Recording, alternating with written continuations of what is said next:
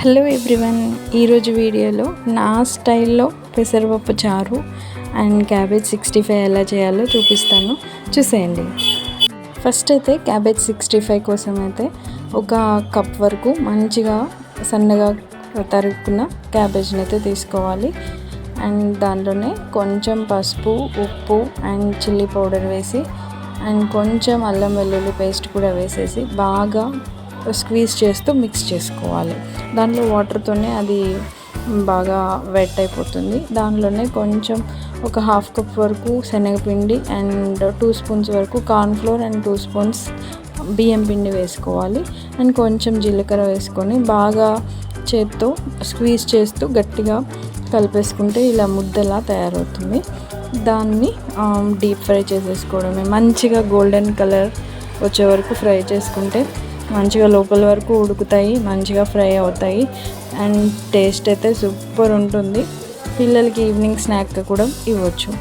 And ఇలా ఏదైనా పప్పుచారు రసం కాంబినేషన్గా తింటే ఇంకా సూపర్ డూపర్ ఉంటుంది. దాని పైన అయితే టాపింగ్స్ నేనైతే ఇలా గార్నిష్ కోసం కరివేపాకు, పచ్చిమిర్చి, కావాలంటే జీడిపప్పు కూడా వేసుకోవచ్చు ఫ్రై చేసి. క్యాబేజ్ 65 అయితే రెడీ అయిపోతుంది. నెక్స్ట్ పెసరపప్పు చారు చూద్దాం. దానికోసం అయితే ముందుగా ప్యాన్ పెట్టుకొని 1 కప్పు వరకు పెసరపప్పు తీసుకొని బాగా లో ఫ్లేమ్లో ఫ్రై చేసుకోవాలి, మంచి అరోమా వచ్చే వరకు.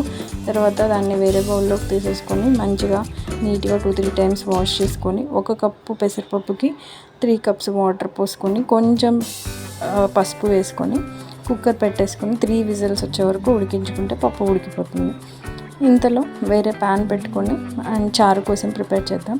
తాలింపు గింజలు, ఎండుమిర్చి, కొంచెం క్రష్ చేసిన వెల్లుల్లి అండ్ ఇంగువ వేసేసి పచ్చిమిర్చి, ఆనియన్, కరివేపాకు కూడా వేసి బాగా ఫ్రై చేసుకోవాలి. దానిలోనే కొంచెం అల్లం దంచి వేసుకుంటే మంచి ఫ్లేవర్ అయితే వస్తుంది.